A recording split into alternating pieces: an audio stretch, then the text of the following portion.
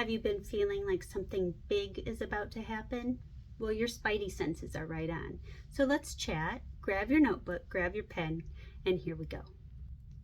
We are about to have some of the biggest experiences that 2023 has yet to offer.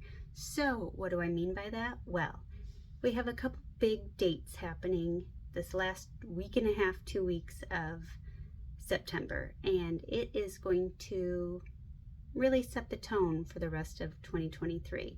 It's a snowball effect that will just continue and continue on. So what do I mean by that? Quite a bit. So on the 23rd of September, we have the equinox happening, and this is going to usher in some big transformation. Now in Vedic astrology, there's some really rough happenings on the 23rd. So as we bring in Libra season, we are bringing in a little bit of the unknown, a little bit of chaotic energy, I want to call it. It really can bring in panic, and it can bring in worry and anxiety, and I'd rather you not feel that. So that's why I'm going to make this video just for you, so you don't ever feel that way. So on the 23rd and 24th, there's just this big feeling of listening to your intuition. If something doesn't feel right, don't do it. If something feels off and you're like, I just can't go there, or I'm not supposed to leave the house today, don't do it. I'm giving you permission to listen to your guts. That's right. So on the 24th specifically, which doesn't mean it has to happen on the 24th. It usually starts a little bit before. That's why I'm warning you about the 23rd. We have this aspect in Vedic astrology. It's the 10th house being kind of triggered, which is ruling over government, leadership, presidents, even like really larger constitutional or larger areas. So it can also have a shift in the weather, which we're going to see funky weather anyways. If you haven't already in 2023, it only gets funkier until the end of 2023. So hold on to your horses. You've seen some water aspects. It only gets more watery. We're going to see an earlier winter. We are going to experience some earthquakes, just some weird tornadoes, things out of the blue. It's funky. But on the 24th, we have this aspect. I digress. Sorry, I just have so much in this brain of mine.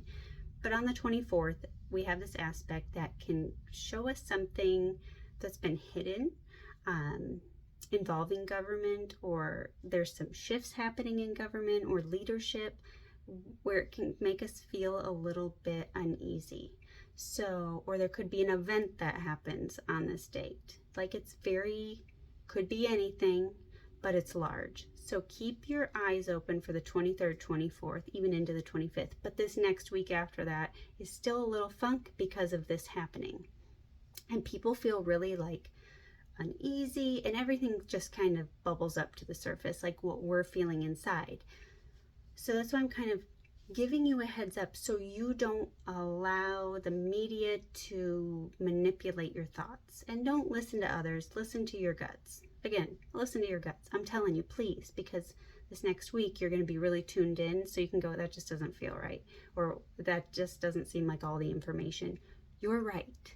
You're right. There's going to be a lot hidden from us over the next 2 weeks. I think it goes longer than that, but in astrology, there's so many hidden aspects that are going to continue being hidden that we're not getting the full story in everything that occurs.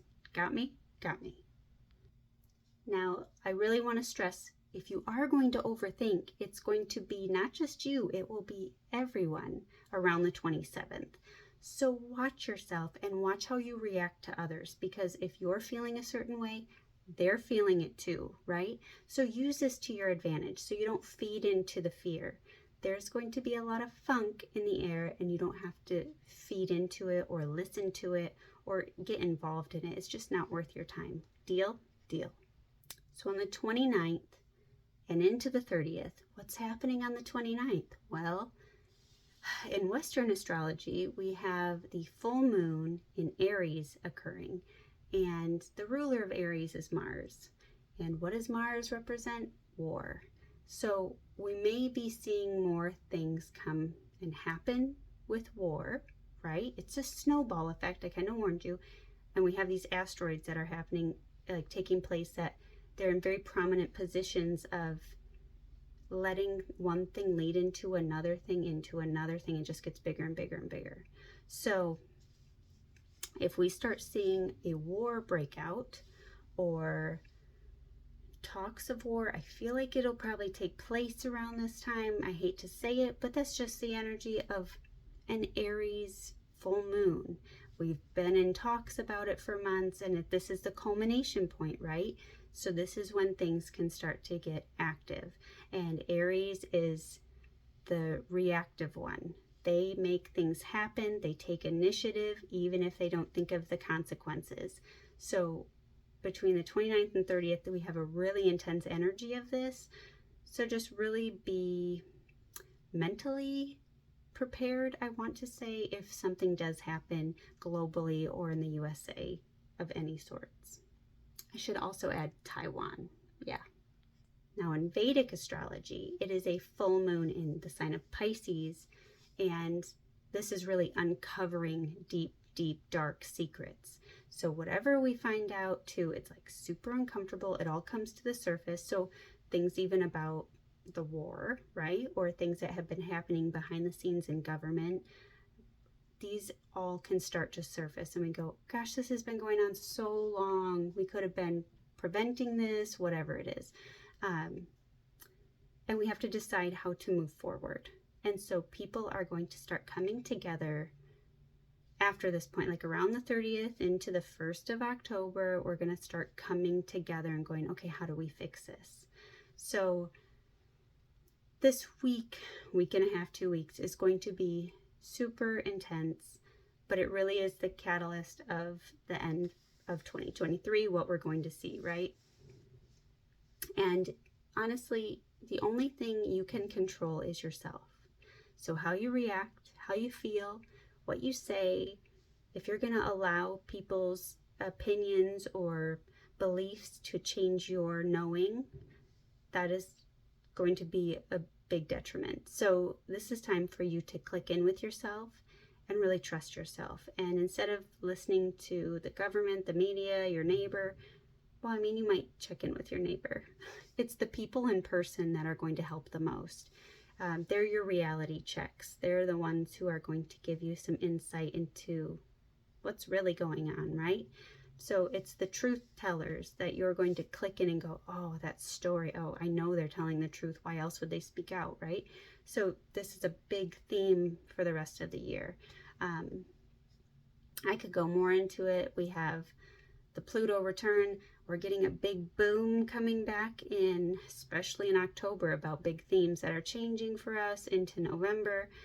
But we'll start seeing it now through November of like big themes that are kind of falling apart or need to change or coming to light.